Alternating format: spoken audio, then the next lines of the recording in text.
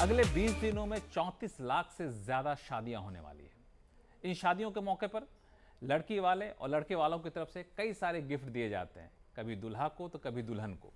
लेकिन इन शादियों में लोग इतने ज़्यादा मशगूल हो जाते हैं, ये गिफ्ट लेते देते वक्त एक खास बात का ख्याल नहीं करते हैं, वो होता है टैक्स का। और नतीजा ये होता है कि आगे चलकर ये सिरदर्दी का कारण बन जाता है। तो आज हम आपको बताएंगे कि शादियों के मौके पर जो गिफ्ट दिए जाते हैं या फिर लिए जाते हैं, उसमें टैक्स बीच में कहाँ से आ जाता है। तो एक एक करके शुरू करते हैं। सबसे ज़्यादा जो गिफ्ट दिया जाता है वो होता है ज्वेलरी के तौर पे। अक्सर कोहली साहब, ज्वेलरी जो है वो लड़की वालों को या फिर लड़की को दिया जाता है, वधू को दिया जाता है लड़के वाले की तरफ से, और अच्छी खासी ज्वेलरी दी जाती है। नॉर्थ इंडिया में तो काफ़ी भारी भरकम रकम की ज्वेलरी दी जाती है। तो ऐसी ज्वेलरी पर क्या टैक्स आता है कि नहीं, छूट है पूरी तरह से? देखिए, पहले तो ये देखना है कि शादी आप किसको कहते हैं। तो शादी आपकी सगाई, मंगनी, रोका, मेहंदी, आजकल तो शादी बड़ी लंबी होती है। इन मौक़ों पर जो वर और वधू को गिफ्ट दिए जाते हैं, इसमें ज्वेलरी भी आती है, तो वो एग्जेम्प्ट है।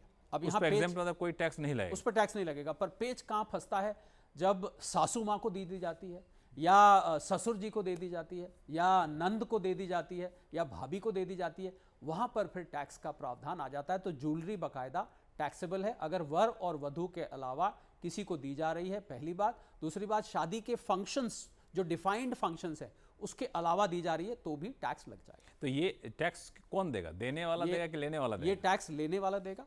पर देने वाले को ये ध्यान रखना है, जब वो ये ज्वेलरी गिफ्ट कर रहा है तो जिस पैसे से उसने ज्वेलरी खरीदी है उसका भी साहब हिसाब किताब आपके पास होना चाहिए। अकाउंटेड मनी होना चाहिए, गलती से ब्लैक मनी उस पर ना गुजार दीजिएगा। और जो ले रहे हैं ज्वेलरी, वो भी ध्यान रखिए कि इस पर आपको टैक्स की देनदारी बनती है। हाँ, दुल्हा दुल्हन है तो वहाँ पे आपको टैक्स नहीं देना पड़ेगा। और एक और बात जो कोहली साहब ने बताया कि जिस दिन ये फंक्शन हो रहा है उस दिन अगर आप दे रहे हैं तब आपको टैक्स नहीं देना पड़ेगा, उसके बाद दे रहे हैं। मतलब शादी के जो फंक्शंस होते हैं, पहले ऐसा था कि खाली शादी वाला दिन, पर आजकल शादियां इतनी लंबी होती हैं, 4-4, 5-5, 6-6, 7-7 फंक्शन होते हैं। तो शादी के नाम के जो फंक्शन है, मैंने बताया ना आपको, मंगनी हो गई, रोका हो गया, उसी दिन हो गई, बहुत सारे लेडीज संगीत हो गए, बहुत सारे फंक्शंस होते हैं, ये सब शादी के बंच में आ जाते हैं, उसमें नहीं लगेगा। अब ये ज्वेलरी के अलावा एक और गिफ्ट का बहुत अच्छा आइटम होता है, वो होता है जो अच्छी शादियाँ होती हैं, कई बार वहाँ पे महंगी महंगी कारें गिफ्ट की जाती हैं। अब ये कार जो गिफ्ट किया जाता है कोहली साहब, वहाँ क्या होगा? देखिए, ज्वेलरी वाला नियम लागू होगा? बिल्कुल। देखिए, कार तो एक ऐसी चीज़ है जो कि वैसे माना जाता है कि कोई अनजान आदमी आपको, यानी कि रिलेटिव नहीं है, वो गिफ्ट कर रहा है तो 50,000 से ऊपर गिफ्ट टैक्सेबल है। पर कार एक ऐसी चीज़ है जो कि अगर आपका दोस्त भी, मिलने वाला, दूर का रिश्तेदार गिफ्ट करता है तो भी टैक्स नहीं है। तो इसलिए कार दी जा रही है, भले ही आपके ससुराल वाले दे रहे हैं या आपके कोई दोस्त मिलके दे रहे हैं या कोई दूर के रिश्तेदार दे रहे हैं, तो वो कार पे टैक्स नहीं लगेगा। और लक्ष्मण, इसमें मजे की बात यह है कि शादी के अलावा भी अगर कार आ रही है तब भी चल जाएगा। अच्छा, तब भी चल जाएगा, तब भी। लेकिन इसके पीछे वजह क्या है? जो कि इसकी वजह यह है कि जो गिफ्ट की लिस्ट दी हुई है 56(2) में, उसमें समहाउ कार लिस्टेड नहीं है। कार लिस्ट, अच्छा, यही वजह कई लोग शादियों में कार खूब जम कर गिफ्ट करते हैं। यही नहीं, आपने देखा होगा, हमने बॉलीवुड में देखा है कि कुछ एक्टर एक्ट्रेसेस अपने आपस में, कोई फिल्म हिट हो जाती है, कोई बहुत पसंद करता है किसी का काम, तो उसको कार गिफ्ट कर देता है। तो उसके पीछे राज यही है। चलिए, तो ये रहा कार का राज। लेकिन ज्वेलरी और कार के अलावा जो आम प्रचलन है वो है लिफाफे में पैसे दे दिए जाते हैं।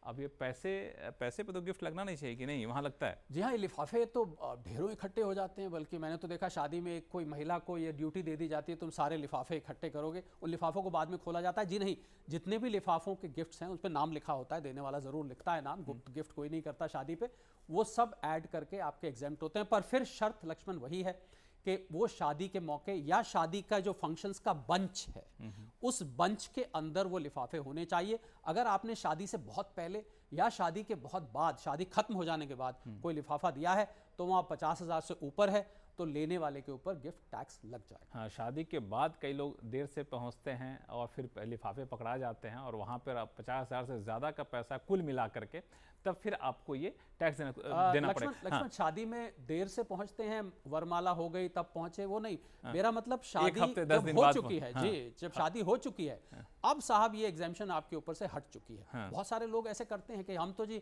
लेट आए, हम शादी के 15 दिन बाद आके दे जाएंगे, वो नहीं चलेगा। लेकिन ये जो 50,000 की सीमा है वो शादी के बाद कुल मिला के 50,000 के पैसे आते हैं तब तक तो ठीक है, उससे ज़्यादा मिलते हैं तब आपको देना पड़ेंगे। उससे ज़्यादा फिर सारे पे लग जाएगा। अगर आप शादी के बाद ये गिफ्ट ले रहे हैं और मान लीजिए आपने 4 अलग अलग लोगों से भी लिया। नहीं, मैं समझ, शादी के दिन हमें मान लिया 5 लाख रुपए के पैसे मिल जी। गए और शादी के बाद हमें 60,000 रुपए के पैसे मिल गए, तो 5,60,000 रुपए मिलेगा, गिफ्ट टैक्स लगेगा कि सिर्फ 60,000 रुपए लगेगा? 5 लाख तो माफ हो जाएगा क्योंकि वो शादी की कैटेगरी, शादी के दिन पर उस 60,000 पे पूरे का पूरा आपकी इनकम में जाके जुड़ जाएगा। चलिए, तो कोशिश करिएगा जिनको लेना देना है भाई शादी के दिन ही दे दें, शादी के बाद का इंतजार ना करें। एक और चीज़, आजकल ऑनलाइन पेमेंट का सिस्टम बहुत सही चल पड़ा है कि आपको कैश नहीं देना है, कार नहीं देनी है, ज्वेलरी नहीं देनी है, ऑनलाइन पेमेंट कर दिया, यूपीआई के जरिए पेमेंट कर दिया, तो वहाँ पे क्या नियम कहता है? जी, मैंने देखा कुछ लोग मंडप जहाँ दूल्हा दुल्हन खड़े थे वहाँ चढ़े और उन्होंने एक QR कोड लगा रखा था। अच्छा, तो QR कोड स्कैन किया, वहीं पेमेंट कर दी। मोड ऑफ पेमेंट तो फर्क नहीं पड़ता है,